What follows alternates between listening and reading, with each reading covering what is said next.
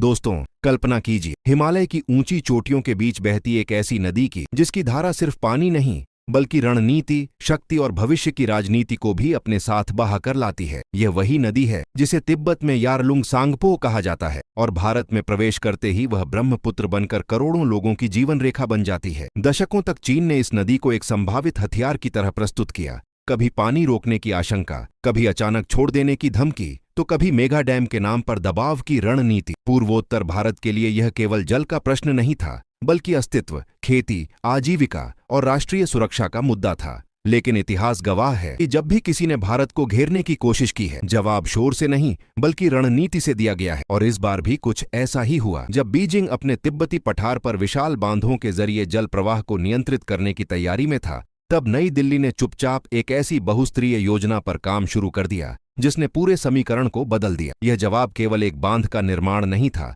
बल्कि एक संपूर्ण वाटर सिक्योरिटी आर्किटेक्चर की रचना थी, जिसमें तकनीक, कूटनीति, इंफ्रास्ट्रक्चर और सामरिक सोच का अद्भुत संगम शामिल है। आपको वीडियो अच्छा लगे तो कमेंट में जय हिंद लिखना न भूलें। भारत ने सबसे पहले उस कमजोरी को पहचाना जिसे चीन ताकत समझ रहा था, ऊपरी धारा पर नियंत्रण। चीन भले ही अपस्ट्रीम देश है, लेकिन नदी का विशाल बेसिन, उसकी प्रमुख सहायक नदियां और सबसे महत्वपूर्ण मानव आबादी भारत में है। इसका अर्थ यह है कि अंतिम नियंत्रण उस देश के पास होता है जो जल प्रबंधन, स्टोरेज और वितरण को वैज्ञानिक तरीके से संभाल सके। यही वह बिंदु था जहां से भारत की असली तैयारी शुरू हुई। ब्रह्मपुत्र के पूरे बेसिन में हाईटेक हाइड्रोलॉजिकल मॉनिटरिंग सिस्टम स्थापित किए गए। Satellite imaging, remote sensing, ground based radar station और ऑटोमेटिक वाटर लेवल रिकॉर्डर को एकीकृत नेटवर्क से जोड़ा गया। अब नदी के जलस्तर, प्रवाह की गति, ग्लेशियर पिघलने की दर और वर्षा के पैटर्न को रियल टाइम में ट्रैक किया जा रहा है। इसका सीधा अर्थ है कि अगर तिब्बत में कहीं भी असामान्य जल संचय या अचानक डिस्चार्ज की स्थिति बनती है, तो भारत को पहले से संकेत मिल जाते हैं। पहले जहां सूचना चीन की दया पर निर्भर थी, अब डेटा भारत के अपने सिस्टम से आता है। ये बदलाव मामूली नहीं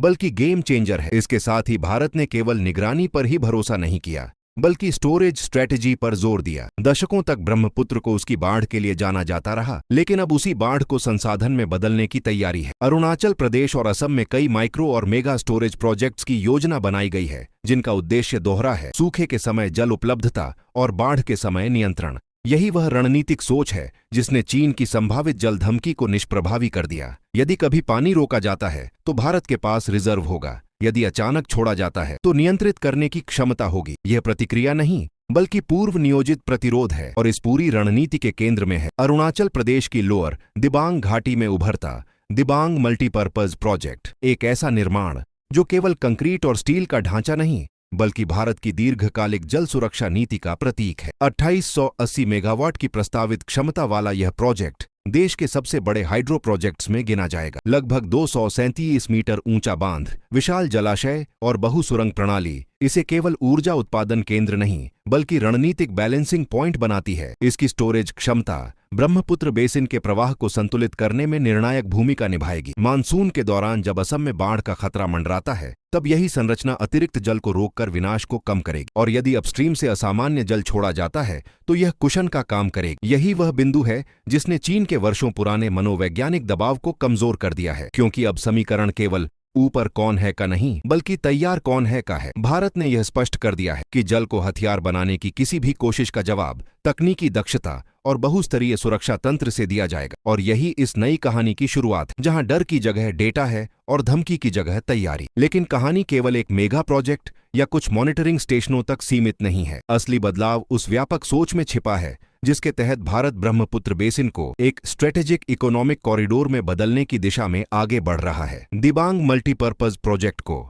यदि आप केवल बिजली उत्पादन के नजरिए से देखेंगे तो तस्वीर अधूरी रहेगी, क्योंकि इसकी वास्तविक ताकत इसकी मल्टी लेयर उपयोगिता में है। 2880 मेगावाट की क्षमता से उत्पन्न होने वाली ऊर्जा न केवल अरुणाचल प्रदेश और असम को स्थिर बिजली देगी, बल्कि पूरे पूर्वोत्तर क्षेत्र को औद्योगिक विस्तार के लिए नई जमीन प्रदान करेगी। दशकों तक यह इलाका सीमावर्ती, संवेदनशील और विकास से दूर माना जाता रहा, लेकिन अब वही क्षेत्र राष्ट्रीय ऊर्जा मानचित्र पर केंद्रीय भूमिका निभाने जा रहा है। जब किसी सीमावर्ती राज्य में बड़े स्तर पर इंफ्रास्ट्रक्चर विकसित होता है, सड़कें, पुल, ट्रांसमिशन लाइनें, टनल नेटवर्क, आवासीय कॉलोनियां, तो वह केवल आर्थिक गतिविधि नहीं बढ़ाता बल्कि सामरिक स्थिरता भी मजबूत करता है। यही कारण है कि दिबांग परियोजना के साथ साथ कनेक्टिविटी पर विशेष ध्यान दिया जा रहा है। ओनल weather road, advanced bridge system और डिजिटल नेटवर्किंग को इस तरह जोड़ा जा रहा है कि किसी भी आपात स्थिति में त्वरित प्रतिक्रिया संभव हो सके। यह विकास अपने आप में एक संदेश है कि सीमाएं केवल नक्शे पर खींची रेखाएं नहीं,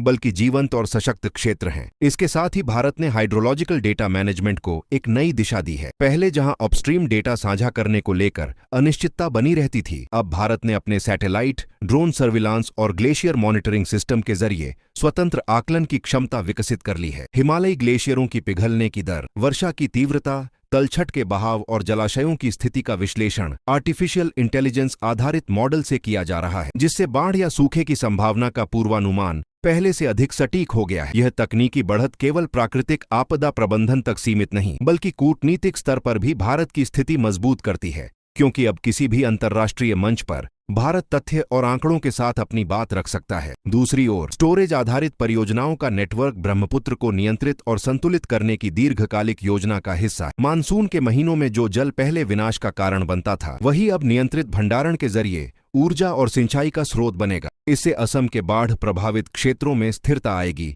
कृषि चक्र संतुलित होगा और ग्रामीण अर्थव्यवस्था को नई मजबूती मिलेगी। चीन द्वारा संभावित जल दबाव की रणनीति इसी बिंदु पर कमजोर पड़ती है, क्योंकि यदि डाउनस्ट्रीम देश के पास पर्याप्त स्टोरेज और प्रबंधन क्षमता हो, तो अपस्ट्रीम नियंत्रण का प्रभाव सीमित हो जाता है। यही वह रणनीतिक गणित है जिसने बीजिंग की वर्षों पुरानी धारणा को चुनौती दी है। अब समीकरण केवल ऊंचाई का नहीं, बल्कि क्षमता और तैयारी का है। इसके अलावा इस पूरे क्षेत्र को इकोनॉमिक डेवलपमेंट जोन के रूप में विकसित करने की योजना भी सामने आ रही है, जहां हाइड्रो पावर के साथ सोलर और छोटे पवन ऊर्जा संयंत्र जोड़े जा सकते हैं। इससे एक हाइब्रिड ऊर्जा मॉडल तैयार होगा, जो पूर्वोत्तर को आत्मनिर्भर बनाने की दिशा में बड़ा कदम होगा। पर्यटन, एडवेंचर स्पोर्ट्स और वाटर आधारित गतिविधियों की संभावनाएं भी इस परियोजना के साथ जुड़ी हुई हैं, जिससे स्थानीय समुदायों को रोजगार और आय के नए अवसर मिलेंगे। जब स्थानीय आबादी आर्थिक रूप से सशक्त होती है, तो सीमावर्ती क्षेत्रों में स्थायित्व और सुरक्षा स्वतः बढ़ती है। इस प्रकार दिबांग और उससे जुड़े प्रोजेक्ट केवल बांध नहीं, बल्कि एक व्यापक राष्ट्रीय दृष्टि का हिस्सा है, जहां जल संसाधन को संकट नहीं, बल्कि रणनीतिक संपत्ति के रूप में देखा जा रहा है। और यही वह बदलाव है